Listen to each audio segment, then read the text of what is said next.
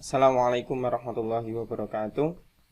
Selamat pagi anak-anak yang Bapak sayangi. Semoga anak-anak selalu dalam keadaan sehat dan selalu dalam lindungan Allah Subhanahu wa taala. Alhamdulillahirabbil kita bisa bertemu lagi melalui virtual walaupun melalui virtual atau lewat video, semoga tidak menyurutkan semangat anak-anak untuk belajar.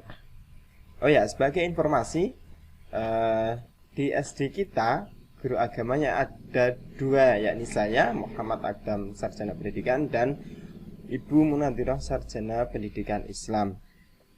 Oke, saya Muhammad Akdam atau biasa dipanggil Pak Akdam. Saya mengampu kelas 1 sampai kelas 6 yang B, dan Bu Muna mengampu atau mengajar kelas 1 sampai kelas 6 yang A, seperti itu. Oke, pada kesempatan kali ini kita akan belajar materi kelas 4 semester 1,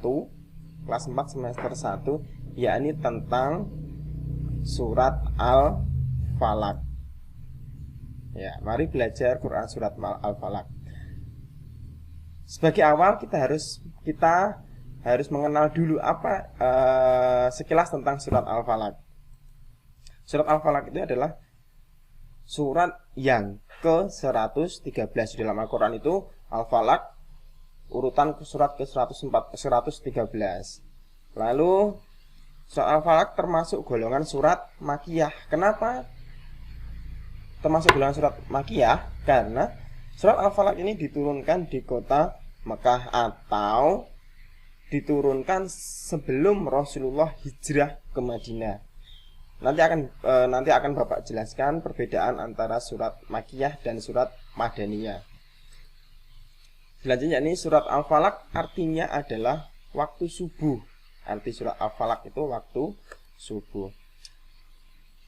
Rasulullah SAW sering sekali membaca surat ini ketika dalam perjalanan agar selalu terhindar dari segala macam kejahatan, karena kandungan dari surat Al-Falaq ini yakni memohon perlindungan kepada Allah dari berbagai macam kejahatan. Oke, itu sekilas tentang surat Al-Falaq. Setelah ini kita akan belajar membaca dan mengartikan Quran surat Al-Falaq.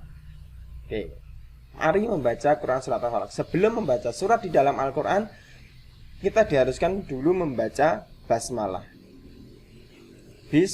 Bismillahirrahmanirrahim.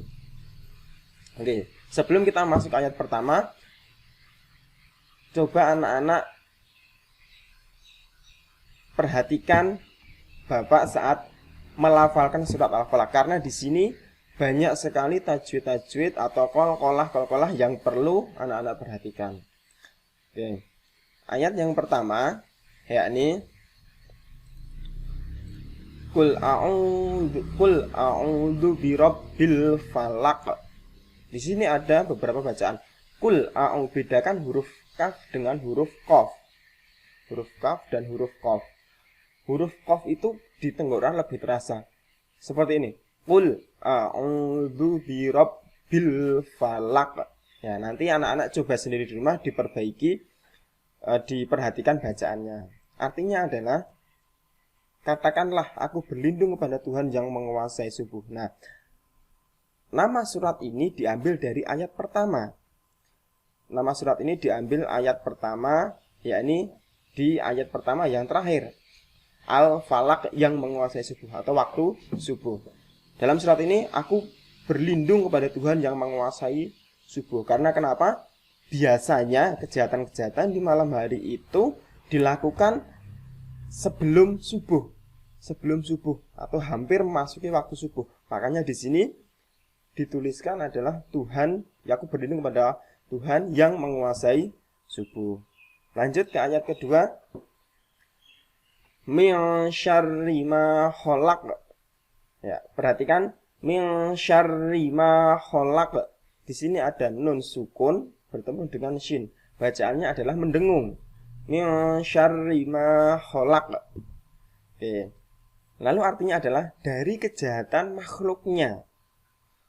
Makhluk Allah itu sangat banyak. Ada binatang buas mungkin, tapi yang sering adalah manusia. Manusia, makhluk-makhluk, enggak hanya manusia, mungkin dari jin, setan, dan lain-lain. Selanjutnya, yakni ayat ketiga, wa min syarri ghasiqin idza waqab. Wa min syarri, di sini ada lagi nun sukun bertemu shin, mendengun. Wa min syarri ghasiqin idza waqab. Nah, di sini dipantulkan qalqalah idza waqab. Nah, seperti itu cara membacanya. Yang artinya adalah dan dari kejahatan malam apabila telah gelap gulita. Ya. Kejahatan malam. Yang jahat bukan malamnya, tapi kebanyakan orang-orang melakukan kejahatan itu pada saat gelap gulita. Seperti itu. Selanjutnya yakni wa min syarrin naffasati fil 'uqad. Ya. Wa min syarrin naffasati fil 'uqad. Perhatikan ya bacaannya, panjang pendeknya, qalqalahnya, makhrajnya, ya. Yang artinya adalah dan dari kejahatan wanita-wanita tukang sihir yang menghembus pada buhul-buhul. Buhul-buhul yang dimaksud di sini adalah tali atau senjatanya milik tukang sihir. Biasanya kalau zaman dulu, bukan biasanya, kalau zaman dulu tukang sihir itu kalau mau melakukan kejahatan, medianya adalah melalui atau melalui tali-tali atau tongkat seperti itu. Tapi kebanyakan tali, makanya di sini disebut buhul seperti itu. Selanjutnya yakni ayat kelima, wa min syarri hasidin idza hasad. Ya, di sini ada mendengung lagi wa min syarri, jangan lupa, dan terakhir adalah qalqalah dipantulkan. Wa min syarri hasidin idza hasad, yang artinya adalah dan dari kejahatan pendengki apabila ia dengki. Bukan hanya dari kejahatan makhluknya tadi, tapi juga dari kejahatan sifat manusia. Manusia siapa? Manusia yang dengki. Dengki itu apa? Dengki itu iri hati. Nah itu. Makanya kita berlindung kepada Allah, minta perlindungan kepada Allah dari kejahatan pendengki, orang yang dengki kepada kita. Oke, mungkin cukup sekian penjelasan dari Bapak. Selanjutnya akan ada tugas. Oh iya, tugas yang pertama yakni tulislah surat Al-Falaq di buku tulismu, lalu nanti dikirimkan ke guru agama masing-masing kelas. Oke, sebagai info tadi yang sudah saya sampaikan di atas, saya Pak Adam mengampu kelas 4B, Bu Muna yakni di 4A. Nanti ditulis di buku tulisnya, lalu ini difoto bisa dikirimkan ke nomor guru masing-masing. Tugas selanjutnya yakni setelah ditulis, hafalkan surat Al-Falaq dengan baik dan benar. Nanti direkam melalui video, dikirimkan ke guru kelasnya masing-masing. Ya, Bapak punya tips agar mudah dalam menghafal. Yang pertama yakni baca dulu berulang-ulang. Satu ayat jangan pindah kalau belum benar tajwid dan makhrajnya. Minta orang tuamu, bapak ibumu atau kakakmu untuk menyimak, membenarkan bacaannya terlebih dahulu, agar waktu hafalan tidak banyak yang salah. Nah, baca berulang-ulang satu ayat sampai benar. Setelah benar, baru dilanjutkan ke ayat berikutnya. Satu ayat dihafalkan, dibaca berulang-ulang. Setelah itu, setelah 2 ayat hafalkanlah dari ayat pertama lagi, digabung dengan ayat kedua. Begitu seterusnya sampai ayat yang terakhir. Yang selanjutnya adalah kalau sudah hafal, sering-sering dibaca. Mungkin saat mau tidur dibaca,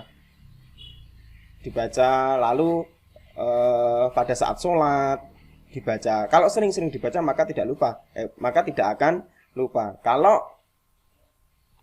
nggak dibaca maka pasti lupa. Sekarang hafal, besok sudah lupa. Ya, cukup sekian dari Bapak.